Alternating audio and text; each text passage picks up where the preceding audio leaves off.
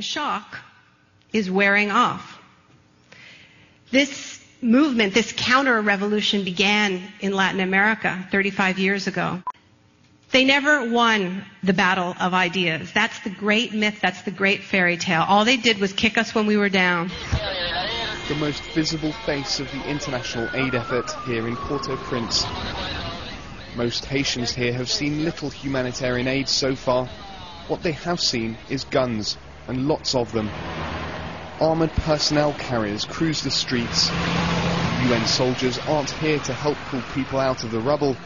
They're here, they say, to enforce the law. This is what much of the UN presence actually looks like on the streets of Port-au-Prince. Men in uniform, racing around in vehicles, carrying guns. At the entrance to the city's airport, where most of the aid's coming in, there's anger and frustration. Much needed supplies of water and food are inside. Haitians are locked out. These weapons they bring, they are instruments of death. We don't want them. We don't need them. We are a traumatized people. What we want from the international community is technical help. Action, not words.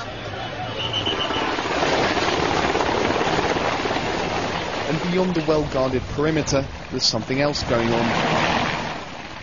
Here, the United States has taken control. It looks more like the green zone in Baghdad than a center for aid distribution.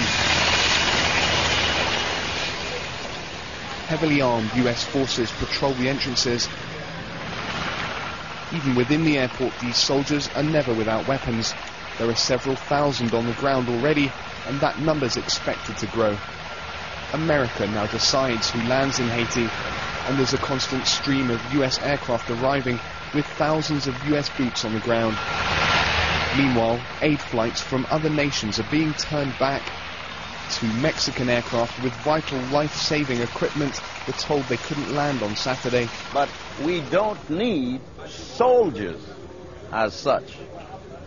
You know, there's no war here. Patrice Elie is the former Haitian defense minister. He's concerned with the way the Americans have taken over the relief effort. The choice of what lands and what doesn't land should, the priorities of the flight should be determined by the Haitians.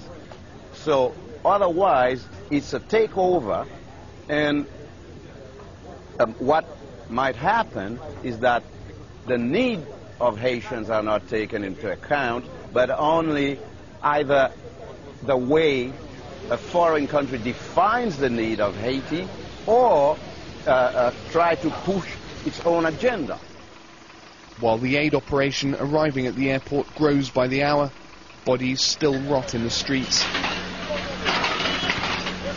And Haitians continue to dig through rubble by themselves, wondering when the help they actually need will arrive. Their job is to convince people that by trying to do good, you do bad. And by doing bad, by pursuing your most selfish desires, you do good. You think Russia doesn't run on greed? You think China doesn't run on greed? What is greed?